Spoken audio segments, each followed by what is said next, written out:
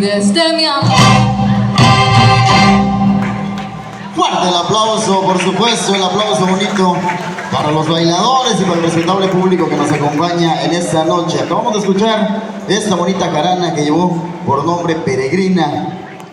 Así que, damas y caballeros, nosotros les seguimos invitando, les seguimos recordando que somos la Real Orquesta Luz de Luna. Hoy por hoy aquí en Mashcanú, Yucatán, esperando que se la vayan a pasar de lo mejor en esta bonita noche, invitando a todos los amigos jaraneros, a todas las damitas jaraneras, para que nos acompañen en el centro de la pista, que hoy es noche, una noche rica, fresca, noche bendecida, en donde las estrellas se hacen presentes, iluminando esta gran gala aquí en Mashcanú.